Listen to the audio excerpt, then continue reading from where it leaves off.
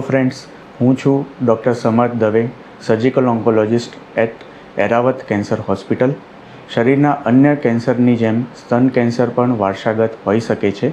એક વસ્તુ સમજવી જરૂરી છે કે બધા જ સ્તન કેન્સર વારસાગત નથી હોતા.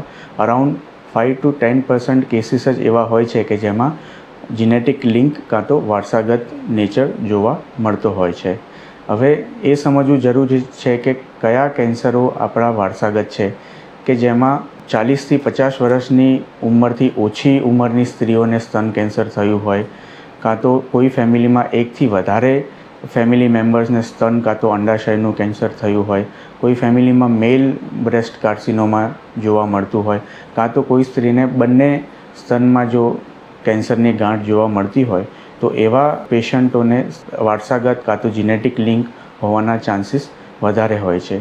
હવે જીનેટિક લિંક કાં તો વારસાગત જોવા માટે આપણે અમુક ટેસ્ટ હોય છે કે જેમાં ડીએનએના અમુક જીન્સને મ્યુટેશન આપણે બ્લડ ટેસ્ટ કાં તો સલાઈવાના ટેસ્ટ થ્રુ આપણે ચેક કરી શકીએ છીએ, જેને BRCA1 અને BRCA2 જીનના મ્યુટેશન મોસ્ટ કોમન હોય છે. અને એ જીનેટિક મ્યુટેશન આપણે બ્લડ ટેસ્ટ દ્વારા ચેક કરાવીને આપણને વારસાગત કાં તો જીનેટિક બ્રેસ્ટ કેન્સરની ચાન્સ છે કે નહીં એ આપણે ચેક કરાવી શકીએ છીએ. વારસાગત સ્તન કેન્સરની ટ્રીટમેન્ટ સામાન્ય જે નોર્મલ સ્તન કેન્સરની ટ્રીટમેન્ટ હોય એ પ્રમાણે જ થતી હોય છે.